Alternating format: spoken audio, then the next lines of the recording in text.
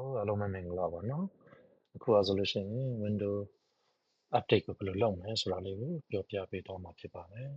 window update လုပ်ဖို့အတွက်ပထမဆုံးအခုမြင်နေတဲ့နော် start menu လေးကိုတွားပါ start menu တွေကိုရောက်ပြီးအခုလိုရောက်ပြီးဆိုတာ ਨੇ နော်အဲဒီမှာဟိုအောက်မှာ window update ဆိုတာလေးရှိတယ်နော်အဲ့ဒါလေးကိုတွားပြီးတော့တစ်ချက် click နှိပ်လိုက်ပါ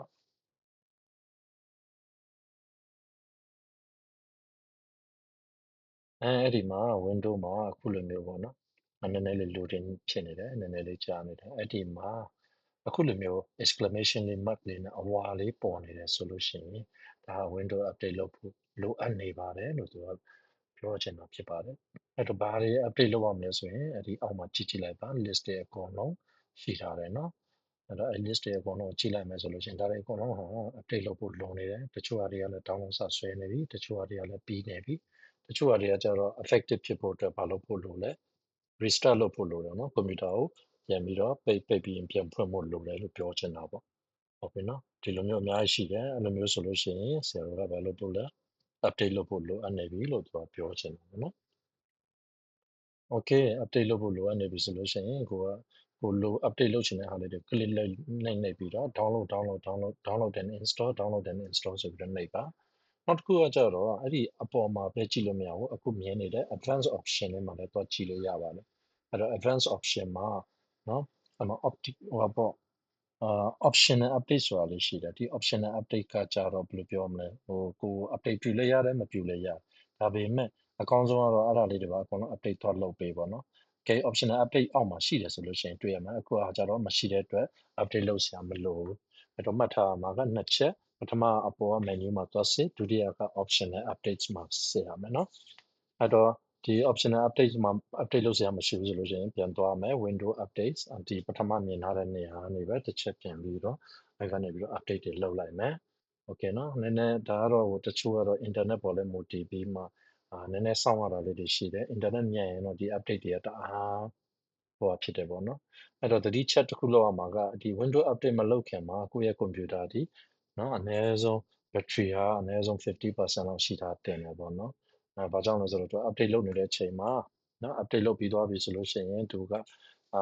restart တွေခဏခဏချလိုက်မယ်ပြီးရင်အပြီးဆုံးတဲ့ဒီသူက restart ချလိုက်ပြင်လာကွန်ပျူတာကိုပိတ်လိုက်ဖွင့်လိုက်ပိတ်လိုက်ဖွင့်လိုက်ဒီမကြာခဏလုပ်လိုက်မယ်ပေါ့နော်အဲ့ဒီအတွက်ကြောင့်ကွန်ပျူတာမှာ battery ရှိဖို့တော့လိုအပ်တယ်ပေါ့နော်လိုအပ်တယ်ကဲအဲ့တော့ဒါလေးကနည်းနည်းလေးဟိုဖြစ်တယ်ဆိုလို့ရှိရင်ခဏလေးပြီးအောင်စောင့်လိုက်မယ်နော်ခဏလေးပြီးအောင်စောင့်လိုက်မယ်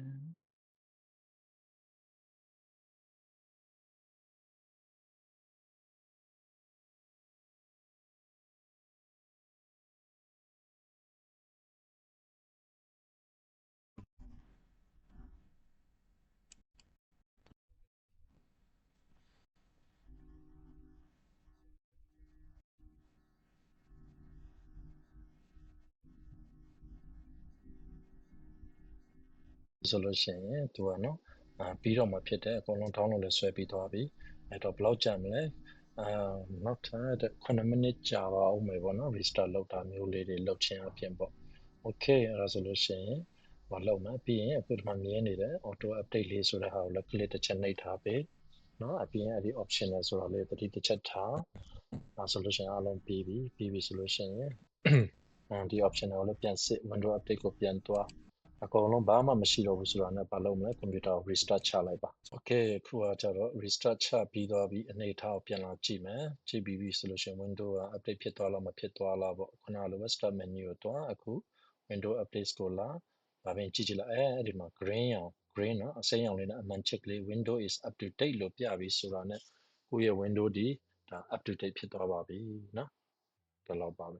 အဲ့တော့မလုပ်ရသေးတဲ့လူတွေလုပ်ထားဖို့အကြံဉာဏ်ပေးပါတယ်အဲ့တော့ window update လုပ်တာကတော့ official license နဲ့ဝယ်ထားတဲ့လူတွေ window update လုပ်တာပို့ပြီးတော့အဆင်ပြေမယ်လို့ထင်ပါတယ်နော်ဒီ security ကနောက်ထပ်9နှစ်6နှစ်ထိကိုအသုံးဝင်မယ်လို့လည်းဟောကြားနေရတယ်ပေါ့နော်အဲ့တော့မဖြစ်မနေလေ update လုပ်ထားကြဖို့ပြောချင်ပါတယ် thank you ပါ